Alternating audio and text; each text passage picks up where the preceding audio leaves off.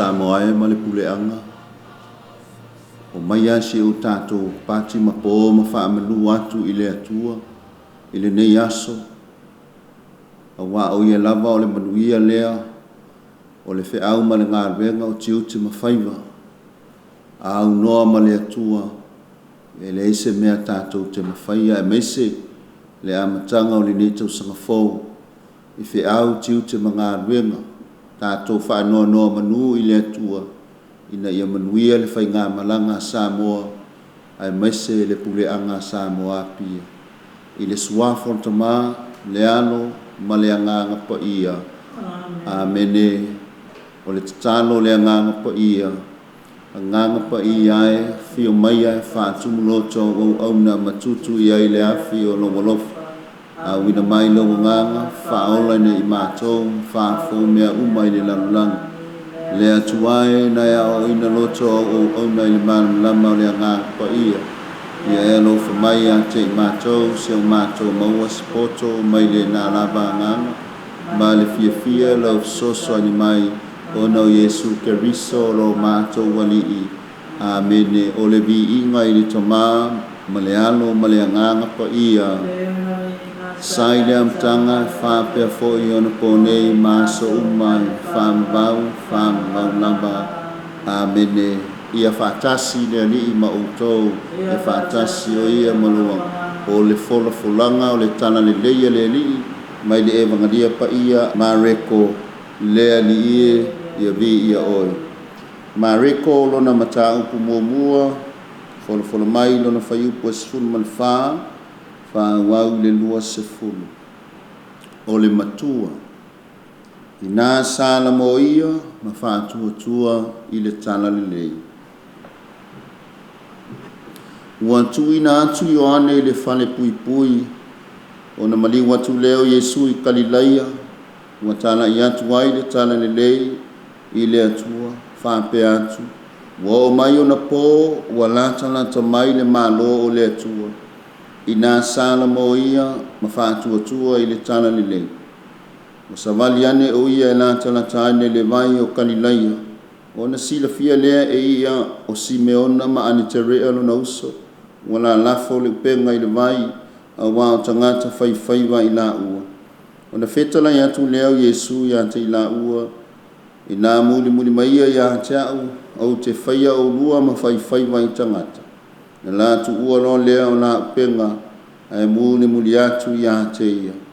Ua tuana i atu te isi lea mea, o na sila fia lea ia o Iakopo, lea tali o Sepetaio, ma Ioane lo na uso, ua i le tala le lei, ua i le vaa, ua whai māsai o la upenga.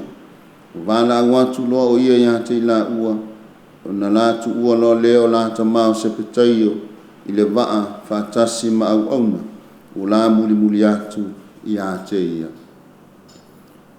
O le tala le lei, a lea li i, ia vi ia o e lea li i e Iesu Keriso. Samoa ma le puleanga, i lau whaafonga tāpua i le nei aso. Mātango fia fionga soifua le atua, ua whaapenao na fola ina mo i tātou. O le tāua ma le anoa o le upu, o loo mo moli mai le evangalia a mareko, o loo whaamatala mai ai, le ngā luenga a Keriso, le ngā luenga le au perfeta, ai mise lamba le ave whaapango tāina o Ioane le baptiso. Whai mai o le au perfeta, ua lata o na whai uina, lātou ngā luenga, o i lātou ia sa whapena ona, tu whono, ta pena le ala o Iesu Keriso. Lea ua maea, e pe ona moli mau iai le evangalia o le so. A o se avanoa le lei fo i lea, wa amata ai ma wha ai loa, le la sanga fou, mai a Iesu, o le amataina lea o lana ngā ruenga, e ala i le sailinga, ma le vala awina o na urua so. o se vainga fia ina ua mana au Iesu i so pe ona tātou whaafonga ma whaalongolongo i eile evangelia o leso.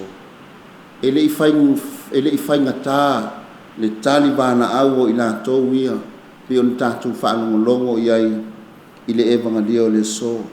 Se vainga fia ina ua vave ona talia le vana au o Iesu o lātou tu ua ai o lātou penga, lātou tu ua ai o lātou tamā, ia ai meise o nei o lātou ainga, ai muli atu ia Iesu, ina ia whapena o na whesoasoani, e ala i le wala uina, ma le tala inga, o le Finagalo Paia, ai meise le Matagaluega a Iesu. O le avea maso o e pei o na tātou whalongolongo i le evangelia o le so, e whōringa mai o se Matagaluega e whai whaatasi a Iesu malona o so. O se Matagaluega e whapena o na lima, ma ngā lulu e whaatasi ai, le ngata ia Iesu a o so o whapena o na wala uina. A o le so o foi e whapena o na talia, mea whaingata, o mea lelei ma mea whaafatia tā mai o le soifuanga ma leola. O le avea foi maso o ele o se mea whaingofie, ele o se mea whaingofie, o se mea whapena o na whaingata a wai ei taimi e lelei ai le sāvalinga. E ei fo i taimi e whapena o na whaale tonu ai le sāvalinga. A o le talitonu a to o toa ma le whaatua i a Iesu o inae au mai ai le file mu, e mai ai le whaingofie ai mese le whaatua e whaatino ai le au unanga i le avea maso. E wholinga mai o se wha moe e whai fia, e oli, e le fefe foi pe a whai e ngā lulu e whaatasi mai Iesu e moli le fe au o le tala le lei.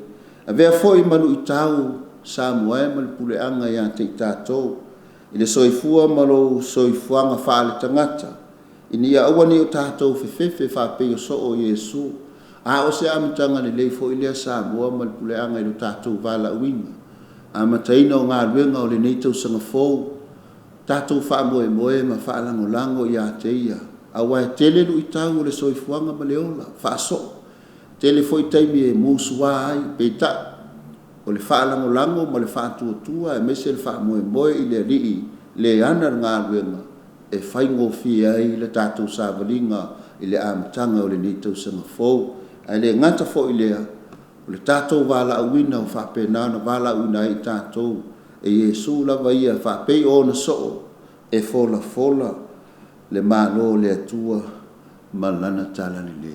Whamanuia le atua e lau whaafonga Samoa e mese le puleanga, manuia fo i whiau mga ruenga o le awhianga i le nei aso, ia manuia fo i le tāpua inga le tamaa le puleanga, ai mese fo i la wos taulanga, o le au whai ngā ruenga ngā lulue, ai mese se o tātou puleanga Samoa pia, ia manuia un tō whaiva i le nei aso whamanuia fo i le tāpua inga Samoa. E le suafa le tamaa, le ano, ma le anganga pa ia.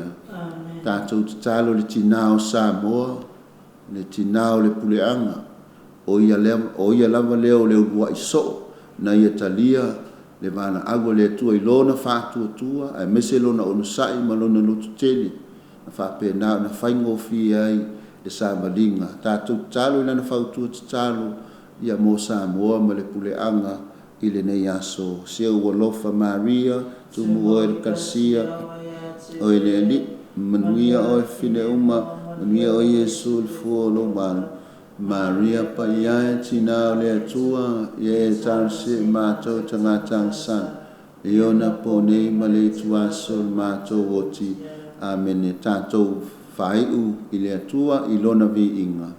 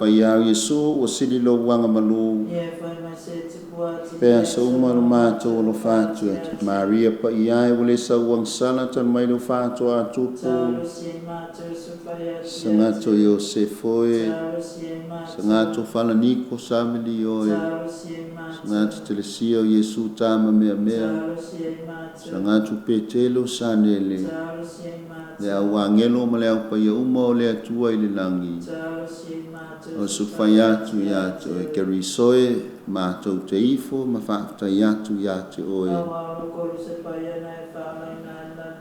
e lunga ia sa moa atoa ma le puleanga lau whaamanuianga ma lau whaamalolonga e mese lau puipuinga i le suafa tama ma le alo ma le anganga pa ia. Amen.